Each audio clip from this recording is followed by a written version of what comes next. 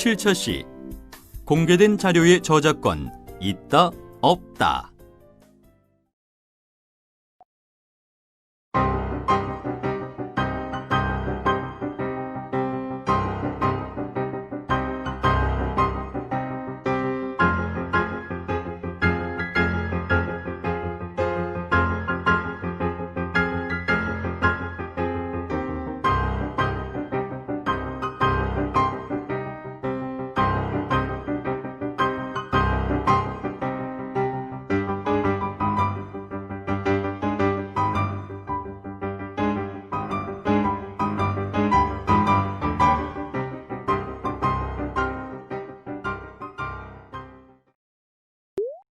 사례를 잘 살펴보았나요?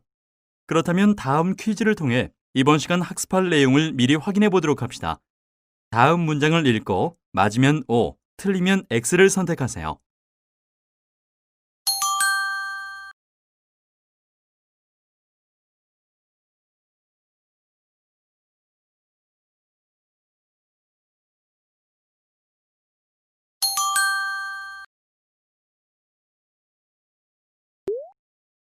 이번 시간에는 저작재산권의 제한, 저작물의 자유로운 이용과 인용, 공정이용 일반 조항에 대해서 배우도록 하겠습니다.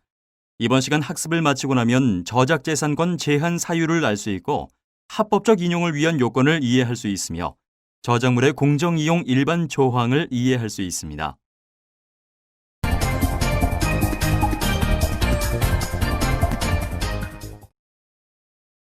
1차 시에서 살펴본 바와 같이 저작권법은 권리의 보호와 공정한 이용의 도모를 함께 고민합니다. 이에 따라 다음과 같은 자유로운 이용이 필요한 영역에 대해서 저작재산권을 제한하고 있습니다. 또한 특정한 경우 저작권자의 허락을 받지 않고 저작물을 자유롭게 사용할 수 있도록 하고 있는데요. 저작권법의 목적을 위해서는 권리자의 보호뿐만 아니라 원활한 이용도 중요하기 때문입니다. 1차 시에서 보았던 바와 같이 법률이나 고시, 법원의 판결, 결정 등은 저작권법의 보호를 배제합니다. 이를 정리하자면 이용자를 위해서 저작재산권의 보호기간을 정해서 이 기간이 경과한 저작물은 누구나 자유롭게 이용할 수 있도록 하거나 법정 허락, 보상금 제도 등의 조항을 두고 있다고 할 수 있겠죠. 저작권법 제23조에서부터 제36조까지는 저작재산권을 제한하는 규정을 마련하고 있습니다. 이 중 제25조와 제32조는 이미 6차 시에서 살펴본 것입니다. 여러분이 생활 속에서 가장 많이 접하시게 될 사례는 제28조와 제29조, 제30조가 될 것입니다. 본차 시에서는 제28조 인용 조항을 중심으로 공정 이용에 대해 살펴보도록 하겠습니다. 제29조와 제30조는 8차 시와 9차 시에서 상세하게 살펴보게 될 것입니다. 자세한 조문은 다운로드하여 확인해 보세요.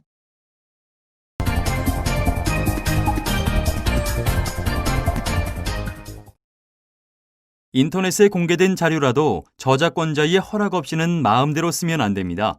대학생들의 레포트를 보면 인터넷에 글을 그대로 긁어다 붙여놓은 경우를 자주 접하게 되는데요. 이는 복제권을 침해하는 것이 될 수 있습니다. 그렇다고 논문이나 레포트를 쓸 때 다른 사람이 작성한 저작물을 전혀 이용할 수 없다는 의미는 아닙니다. 지식과 학문이란 선행 연구를 기반으로 조금씩 쌓아 나가는 것이기 때문이죠. 따라서 저작권법에서는 교육이나 연구 등을 위해서 이용 허락을 받지 않고도 다른 사람의 저작물을 인용할 수 있도록 허용하고 있습니다. 하지만 인용 조항은 저작권자의 이익을 심대하게 침해할 수 있기 때문에 적용 범위를 정함에 있어 주의가 필요합니다. 다른 사람의 저작물을 인용하는 것은 저작권 침해가 되지 않습니다. 다만 저작권법상 인용으로 인정받기 위해서는 다음에 저작권법에서 명시한 바와 같이 정당한 범위 안에서 공정한 관행에 합치되어야 합니다. 인용에 해당하는지 여부의 판단은 쉽지 않습니다. 정당한 범위와 공정한 관행이 문제됩니다. 인용 해당 여부의 판단은 몇 줄까지는 되고 몇 페이지부터는 안 된다고 미리 정하기 어렵습니다. 정당한 범위는 주종 관계가 인정될 것을 요구하며 공정한 관행 합치 여부는 목적과 방법이 관행에 합치하는가를 중심으로 살펴보고 있습니다. 즉, 내가 쓴 부분이 주이고 인용한 것이 종인 경우에 해당해야 하며 각주 표시 등을 통해 출처를 나타내는 등의 노력이 더해져야 이용 허락 없이도 저작물을 인용할 수 있습니다. 이와 관련한 사례를 볼까요? 첫 번째로 볼 사례는 소위 미쳤어 사건으로 불리는 사례인데요. 사건은 이렇습니다. 여자아이가 한 여가수의 춤을 흉내내며 미쳤어라는 노래를 부르는 모습을 촬영한 동영상이 어떤 블로그에 게시되었습니다. 그런데 그 노래에 대한 저작권자의 요구로 동영상의 게시가 중단되면서 저작권 침해 여부에 대하여 논란이 일게 되었지요. 이에 대해 법원은 정당한 범위 안에서 공정한 관행에 합치되게 저작물을 인용한 것인지 그 여부를 인용의 목적, 저작물의 성질, 인용된 내용과 분량, 피인용 저작물을 수록한 방법과 형태, 독자의 일반적 관념, 원 저작물에 대한 수요를 대체 가능한지 등을 종합적으로 고려하여 판단하면서 해당 UCC는 인용 요건을 충족한다는 판결을 내렸습니다. 두 번째 사례입니다.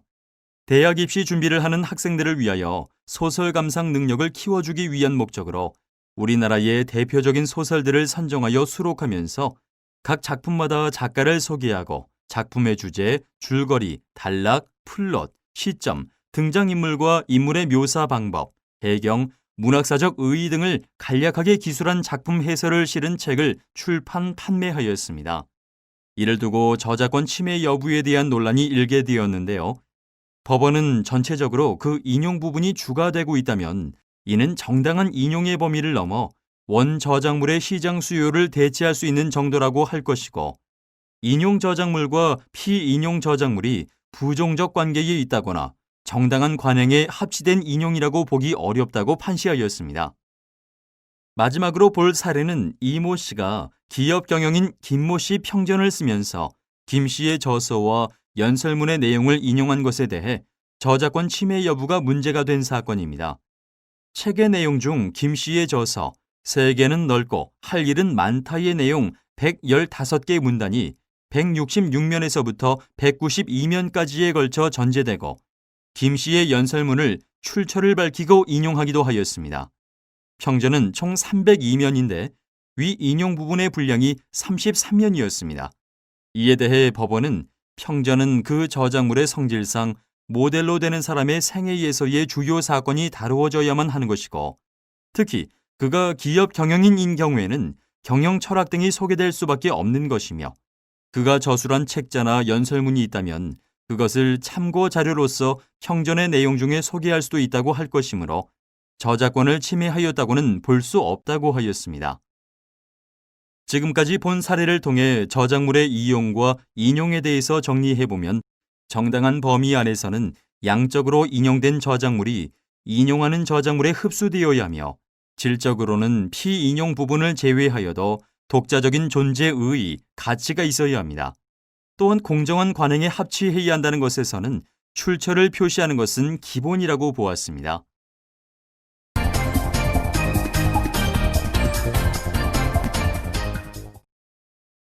공개된 저작물을 이용할 수 있는 근거로 과거에는 저작권법 제28조의 인용을 주로 설명했었습니다. 그런데 2012년 3월 저작권법 개정으로 소위 공정이용 일반 조항이 신설되었습니다. 우리나라는 과거 제23조 내지 제35조에서 저작재산권 제한 사유를 열거하고 있었습니다. 새로운 이용 형태를 반영하기 위해서는 새로운 조문을 신설해야 했는데 IT 기술의 발전으로 저작물의 이용 형태가 너무나 다양해지고 있습니다. 이 중에서 자유로운 이용을 보장해줘야 하는 행태를 하나하나 찾아서 저작재산권 제한 사유로 신설하는 것이 점점 어려워지고 있습니다. 이에 이용의 목적 및 성격, 저작물의 종류 및 용도, 이용된 저작물의 비중, 시장 잠식 가능성 등을 종합적으로 판단하여 저작권 권리 제한 여부를 판단하는 일반 조항을 신설하게 되었는데요. 이는 공개된 저작물을 이용하는 새로운 저작권 제한 기준을 마련해 줄 수 있을 것으로 기대받고 있습니다. 이 조항에 따르면 저작물의 통상적인 이용 방법과 충돌하지 아니하고 저작자의 정당한 이익을 부당하게 해치지 아니하는 경우 다음의 4가지를 고려하여 저작권 제한 여부를 판단하게 됩니다. 앞으로 공정이용 일반 조항이 어떠한 기준을 제시하게 될 것인지는 최종적으로 법원의 판단에 따르게 되는데 자칫 소송 남발로 이어지지 않도록 유념해야 할 것입니다. 버튼을 클릭하여 공정이용 일반 조항 법률을 살펴보세요. 네. 공부를 하는 대학생들은 다른 사람이 작성한 글을 많이 읽고 이를 인용하는 것이 당연합니다. 이때 저작권 침해가 되지 않기 위해서 저작권법 제28조나 제35조의 3을 잘 살펴보시라는 얘기를 했습니다. 주종 관계를 잘 지키면서 출처를 표시하는 등 정당한 범위, 공정한 관행 등의 요건을 준수해야 하는 것이죠. 만약 다른 사람의 글을 자신이 쓴 것처럼 발표한다면 이는 표절이 됩니다. 레포트 판매 사이트에서 구매한 것을 이름만 바꿔서 제출하는 것은 대표적인 표절 사례입니다. 대학에서는 시스템으로 표절 검색 프로그램을 운영하기도 하니까 생각보다 쉽게 발각되는 경우가 많아요. 그런데 종종 혼동하는 것이 표절과 저작권 침해입니다. 표절이 동시에 저작권 침해가 되는 경우가 많긴 합니다. 하지만 둘은 다른 개념입니다. 예컨대 아이디어만 베껴 간다거나 보호기관이 경고한 저작물을 자신이 창작했다고 주장하면서 복제해 판매하는 경우는 표절은 맞지만 저작권 침해는 아닐 수 있습니다. 요약하면 다른 사람의 저작물을 자신의 저작물인 것처럼 발표하면 표절이 됩니다. 대학에서는 저작권 침해가 아니더라도 비난의 강도는 결코 약하지 않겠지만 표절 중에는 저작권 침해는 아닌 경우도 있습니다. 이처럼 저작권 침해는 표절과는 구분되는 법적인 개념입니다. 창작자를 적어주고 다른 사람이 쓴 그림을 밝히더라도 책 한 권을 통째로 복사하는 것은 표절은 아니더라도 저작권 침해가 됩니다. 저작권 침해에 대해서는 13차 시에서 다시 살펴보겠습니다.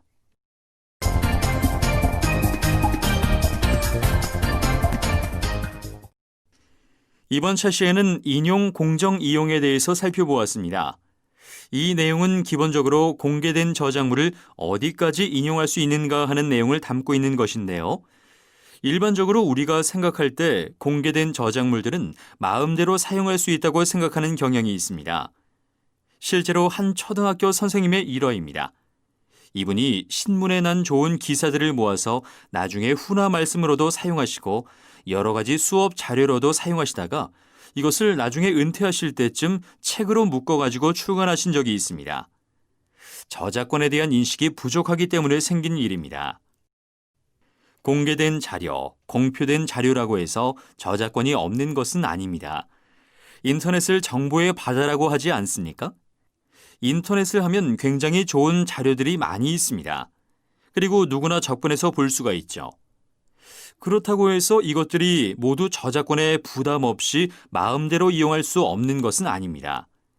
신문 기사나 인터넷 글 같은 것들도 원칙적으로 모두 저작권이 있는 것이기 때문에 이용 허락을 받지 않으면 사용을 할 수가 없는 것입니다. 즉, 공개된 저작물이라고 할지라도 원칙적으로 자유로운 이용이 가능한 것이 아닌데요.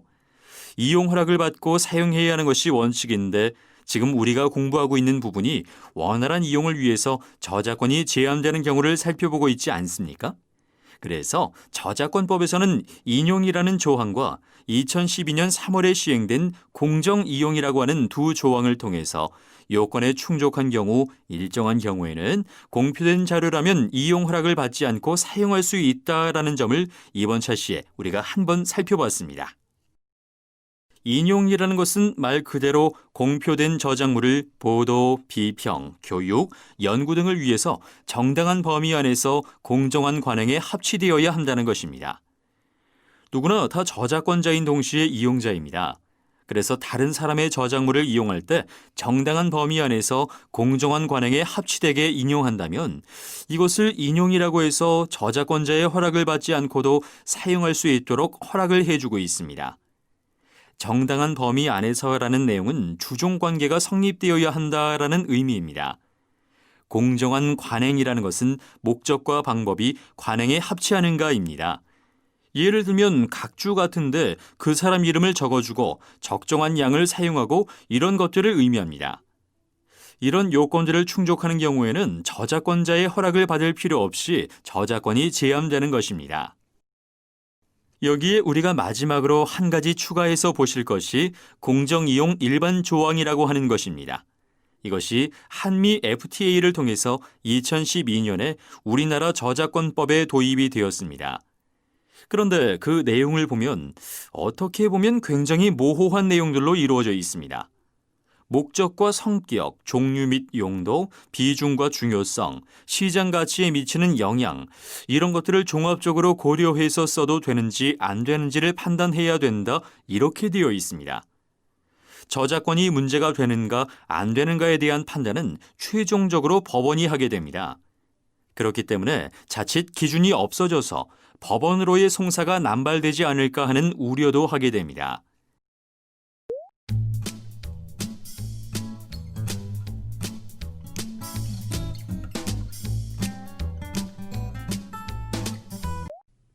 학습 내용을 충분히 숙지하셨나요?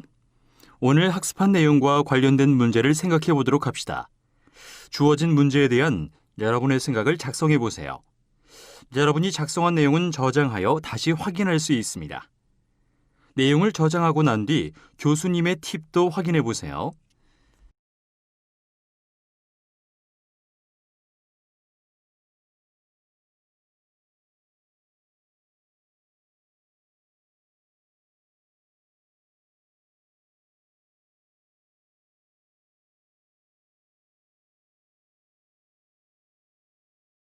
오늘 학습한 내용을 퀴즈를 통해 다시 한번 확인해 보시기 바랍니다.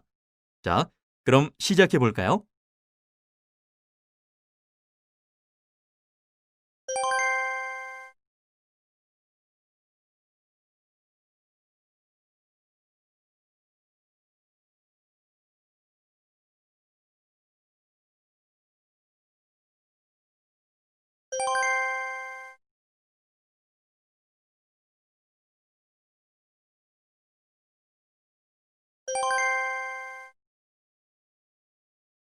이번 시간에는 저작자, 대작, 업무상 저작물에 대해서 학습하셨습니다. 배운 내용을 정리하면서 학습을 마무리해 보세요.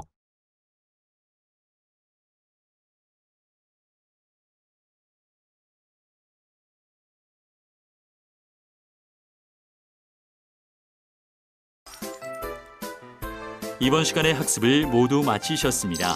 다음 시간에는 8차 시, 노래를 부르면 저작권 침해에 대해 학습하시겠습니다.